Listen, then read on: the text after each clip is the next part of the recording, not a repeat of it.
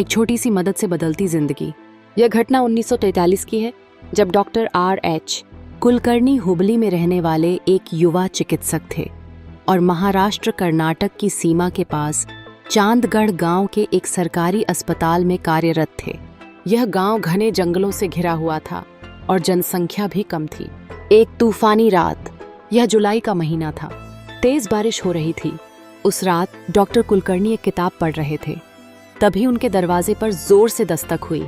वह चौंक गए कि इतनी रात गए कौन हो सकता है। डरते हुए उन्होंने दरवाजा खोला। सामने 4 लोग खड़े थे जो ऊनी कपड़ों में लिपटे हुए थे और उनके हाथों में लाठियां थीं। उनमें से एक ने मराठी में कहा, अपना बैग उठाइए और तुरंत हमारे साथ गाड़ी में बैठ जाइए। डॉक्टर कुलकर्णी को लगा कि इन लोगों का विरोध करना खतरनाक हो सकता है, इसलिए वह चुपचाप अपनी मेडिकल किट लेकर उनके साथ चल दिए। रास्ते में उन्होंने डरते हुए पूछा, मुझे कहाँ ले जा रहे हो? लेकिन किसी ने जवाब नहीं दिया। करीब 1.5 घंटे बाद गाड़ी एक जगह रुक गई। चारों ओर घना अंधेरा था। वे लोग डॉक्टर को गाड़ी से उतारकर एक कच्चे घर के अंदर ले गए। वहां एक कमरा दिया हुआ था जिसमें एक लालटेन जल रही थी। कमरे के अंदर एक गर्भवती महिला दर्द से कराह रही थी और उसके पास एक बुजुर्ग महिला बैठी थी। यह दृश्य देखकर डॉक्टर घबरा गए। तभी उन लोगों में से एक ने कहा, डॉक्टर साहब, आपको इस महिला की डिलीवरी करनी होगी। एक कठिन निर्णय। डॉक्टर कुलकर्णी चौंक गए। उन्होंने इससे पहले कभी किसी की डिलीवरी नहीं कराई थी, लेकिन उस महिला की हालत देखकर उनका दिल पिघल गया। उन्होंने निर्णय लिया कि वह उसकी हर संभव मदद करेंगे। उन्होंने उस महिला से पूछा, तुम कौन हो और यहाँ कैसे आई? महिला की आंखों में आंसू भर आए। दर्द भरी आवाज में उसने कहा, मैं जीना नहीं चाहती, मैं एक बड़े जमींदार की बेटी हूँ। इसके बाद उसने अपनी पूरी कहानी सुनाई। उसने बताया कि उसके गांव में हाई स्कूल नहीं था, इसलिए उसके माता पिता ने उसे पढ़ाई के लिए शहर भेज दिया। वहीं वह अपने सहपाठी से प्यार कर बैठी और गर्भवती हो गई। जब उसने यह खबर उस युवक को दी तो वह उसे छोड़कर भाग गया। जब उसके माता पिता को यह पता चला तब तक बहुत देर हो चुकी थी। समाज के डर से उन्होंने उसे इस सुनसान जगह भेज दिया ताकि कोई इस बारे में न जान सके। डॉक्टर कुलकर्णी ने डिलीवरी की तैयारी शुरू की। कड़ी मेहनत के बाद महिला ने एक बच्ची को जन्म दिया, लेकिन वह रो नहीं रही थी। यह देखकर महिला रोते हुए बोली, यह एक बेटी है, इसे मरने दो, नहीं तो इससे भी मेरी तरह बदनसीब जीवन जीना पड़ेगा। लेकिन डॉक्टर कुलकर्णी ने हार नहीं मानी। उन्होंने पूरी कोशिश की और कुछ ही क्षणों बाद बच्ची रोने लगी। एक नई उम्मीद। डिलीवरी के बाद जब डॉक्टर कमरे से बाहर आए तो उन्हें 100 रुपए दिए गए, जो उस समय बहुत बड़ी रकम थी। डॉक्टर कुलकर्णी उस समय केवल 75 रुपए मासिक वेतन पाते थे। उन्होंने पैसे लेकर धन्यवाद कहा, लेकिन जैसे ही उन्हें याद आया कि वह अपना बैग कमरे में भूल गए हैं, वह वापस गए।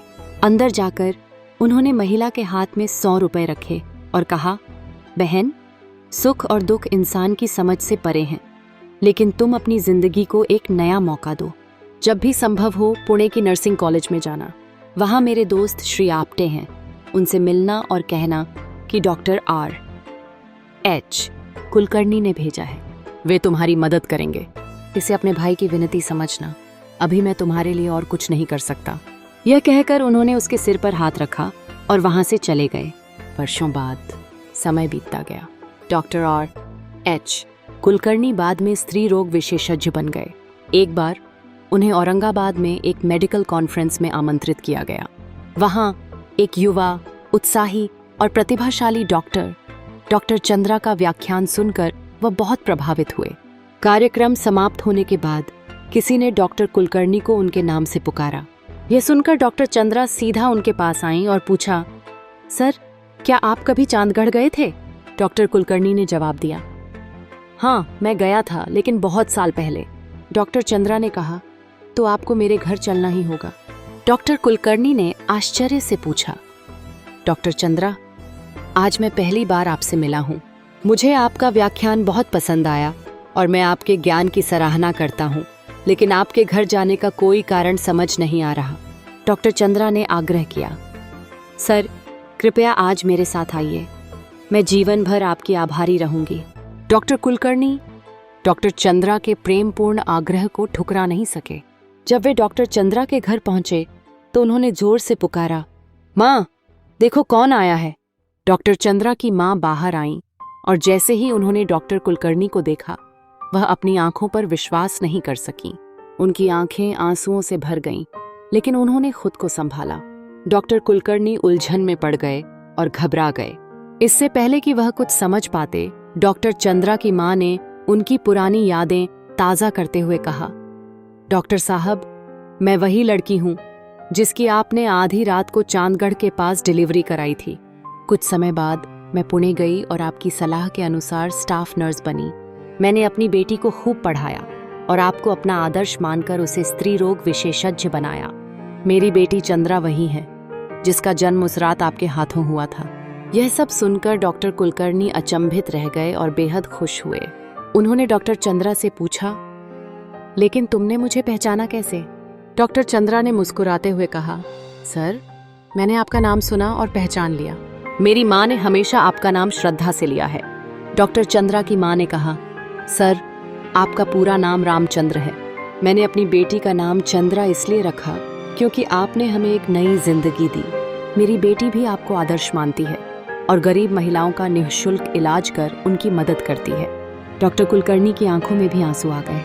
उन्होंने महसूस किया कि इंसानियत और करुणा का बीज बोने से समाज में कितने बड़े बदलाव आ सकते हैं। Doctor R.H.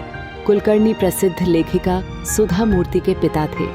यह कहानी हमें सिखाती है कि संवेदनशीलता, निस्वार्थ सेवा और प्रेरणा केवल दूसरों के जीवन को ही नहीं बदलती, बल्कि हमें भी एक अनोखी खुशी का अनुभव कराती है।